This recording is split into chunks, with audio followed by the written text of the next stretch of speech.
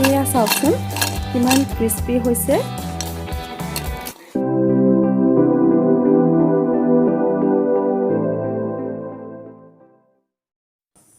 হেই friends, কি খবৰ?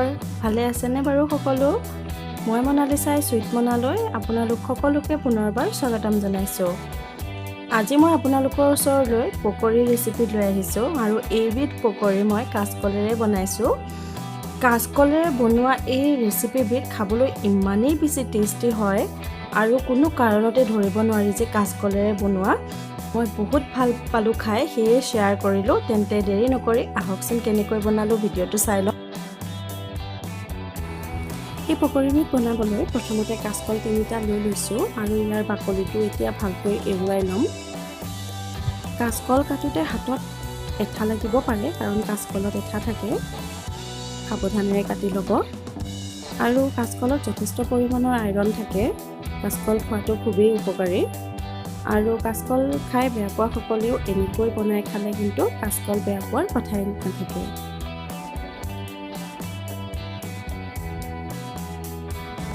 এয়া কাচকল 3টাৰ বাকলি এৰুৱা হৈ গ'ল আৰু এতিয়া মই এনেকৈ কাচকলকেইটা মাজেৰে দুটুকুৰা কৰি লৈছোঁ আৰু এটা চচপেনত দি দিলোঁ আৰু এগিলাচ পানী দিছোঁ এয়া। আৰু এতিয়া এইখিনি মই ইণ্ডাকশ্যনত উঠাই দিম। বইল হ'বলৈ দিছোঁ এয়া আৰু অলপমান নিমখ দি দিছোঁ ইয়াত। এইখিনি কিন্তু মই সম্পূৰ্ণ সিজিবলৈ নিদিওঁ বইল হওঁতে। ইয়াৰে মই 40% মানহে বইল কৰি ল'ম।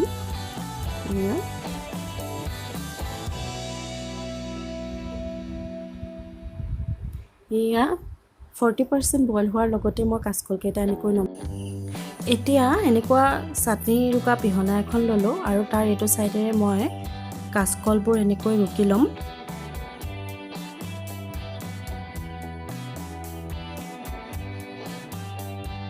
এয়া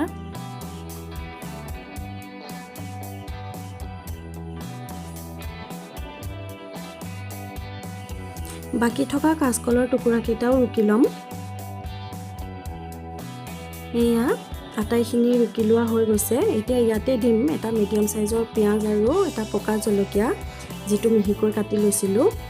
এয়া ইয়াতে দি দিলোঁ আৰু এতিয়া ইয়াত দিম মই ডাঙৰ চামুচেৰে এচামুচ আৰু আধা চামুচ বেচন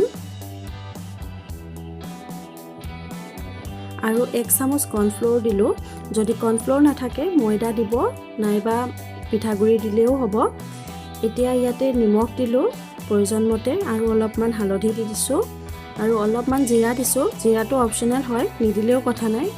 মই ভাল পাওঁ জিৰাৰ ফ্লেভাৰটো আহিলে, সেয়ে মই দিছোঁ। এতিয়া ভালকৈ গোটেইখিনি এনেকৈ মিক্স কৰি ল'ব লাগিব। প্ৰথমতে মই এয়া চামুচেৰে কৰি লৈছোঁ, তাৰপিছত মই হাতেৰে গোটেইখিনি ভালকৈ এনেকৈ সানি লৈছোঁ। এয়া দেখিছেনে? হাতেৰে সানিলে বেছি ভালকৈ আটাইখিনি মিক্স হৈ যায়। এয়া এইখিনি মিক্স কৰা হৈ গৈছে ভালকৈ। এতিয়া এনেকুৱা চাইজেৰে পকৰী বনাই যাম। এইফালে গেছত এটা কেৰাহী উঠাই দিলোঁ আৰু কেৰাহীটো গৰম হোৱাৰ লগে ইয়াত তেল দিছোঁ। মই ৰাইচ ব্ৰেন অইল ব্যৱহাৰ কৰিছোঁ। আপোনালোকে যিকোনো ধৰণৰ মিঠাতেল বা ৰিফাইন ব্যৱহাৰ কৰিব পাৰে। এতিয়া এয়া এটা এটাকৈ পকৰী আকাৰত দি গৈছোঁ।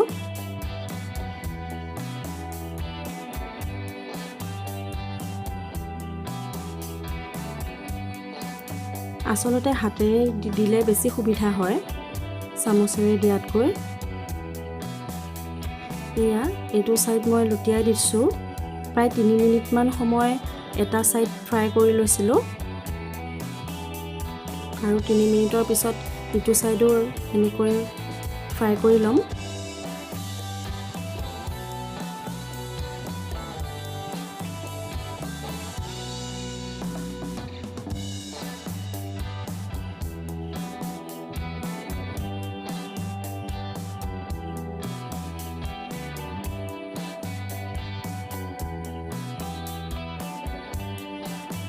প্ৰায় 6-7 মিনিটৰ ভিতৰতে দুইটা ছাইডে ভালকৈ ফ্ৰাই হৈ যায়।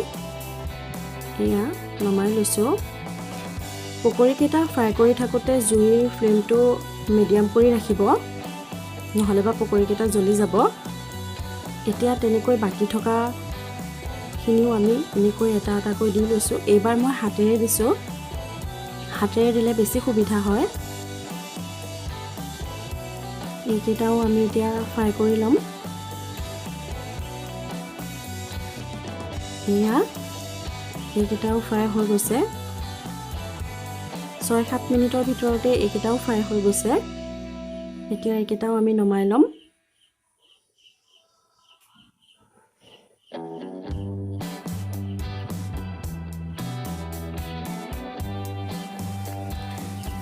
এয়া চাওকচোন, এয়া শব্দটো শুনিছেনে?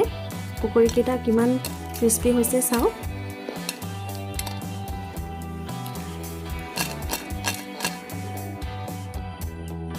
এয়া কাচকলৰ পকৰী ৰেডি হৈ গ'ল।